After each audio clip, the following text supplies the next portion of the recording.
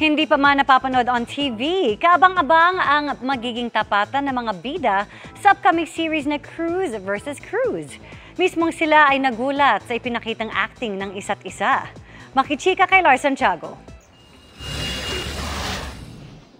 Hindi biro ang hinaharap ni Nabina Morales, Gladys Reyes at Neil Ryan Sese sa komplikadong kwento ng GMA Afternoon Prime Series na Cruz vs. Cruz. Gumaganap na mag-asawa sa serye si Nabina at Neil. Nang mag-abroad ang karakter ni Neil ay nakilala niya ang karakter ni Gladys. Nalilin lang sa kanya hanggang mabuntis. Kasi makikita mo yung transition ni Felma as nagmamahal siya, bigong-bigo siya, at the lowest point of her life, na naglalasing siya, nawala na siya ng pag-asa sa buhay. And then, biglang nakatayo siya. Ang lawak nung range. Dito naman palagi akong umiiyak. Dito mabait ako. So sobrang kakaiba. Mabait ako yung inaapi dito ngayon. Alam mo naman pag sa tapings hindi naman 'di ba chronological yung pagkaka-shoot ng mga eksena. So from ayos lang kami nag-uusap ni Manuel, biglang next scene kailangan pagsasapakin ko siya yung ganon. May isang eksena nga raw si Nabina, Neil at Gladys na hindi dapat palagpasin ng mga manunood.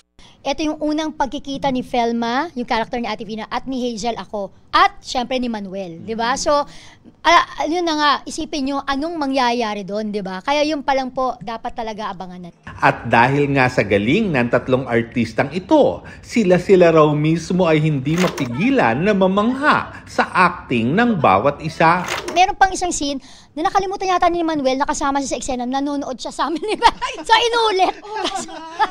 Hindi, kasi tinanong ko yun. Sabi ko, kasama ba ako sa shot? Hindi, mamaya ka pa next shot. Yung pala, kasali na ako. So, pinapanood ko sila. Nag-gift ka ba? Oo. At alam niyo, Naaliw ako kasi ang galing nila.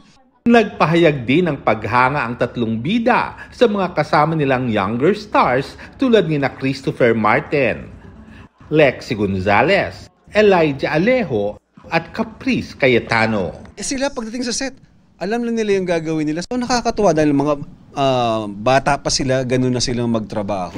Believe ako sa disiplina nila pag nasa set. Yung alam mo nga, mga bagets to pero pati yung respeto nila, di ba, mararespeto sila. Kasi first time ko to work with them.